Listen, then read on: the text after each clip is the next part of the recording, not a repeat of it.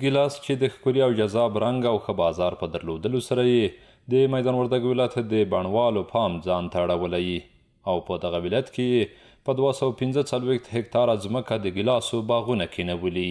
بڼوال وایي د کال په تېرېدو یې په حاصلاتو کې زیاتوالی راځي. که د حاصلاتو لپاره تلپاتې چاره ونه شي نو د مڼو په شان به له ستونزو سره مخ وي. دوی د سړکونو ترڅنګ د پروسس د مرکزونو غوښتنه کوي.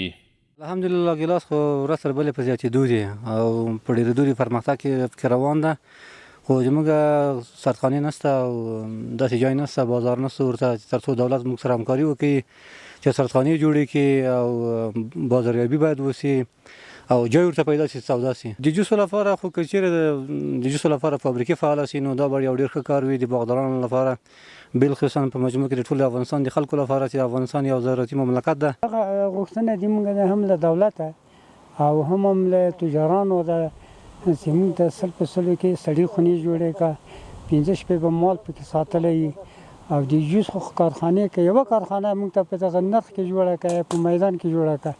د موږ به نه مڼه خرابېږي، نه به ګیلاس خرابېږي، نه به زردالو خرابېږي، خو هغه بازار ته ځي، هغه بازار ته چې نور به ځي جوس ساته.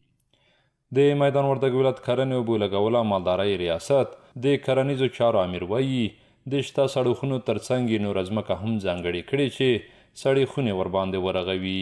د کرنې اوبو لګولو مالدارۍ وزارت هڅه کوي تر څو د هېواد په مختلفو ولسوالیو مختلفو ولایتونو کې مثال سړکخانې رامنځته کړو. نو سږ کال انشاءالله موږ ځانګړې ځمکه ورته کړې تر څو امکانات ته په کتو برق ته په کتو هلته سړکخانې په احداث کړو.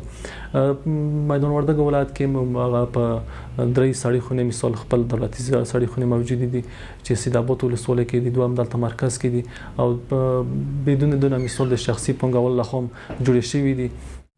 په میدان وردګو ولایت کې په 245 هکتاره ځمکه ګیلاس کرل شوي چې روان کال به شاوخوا 2000 ټنه حاصلات ورکړي.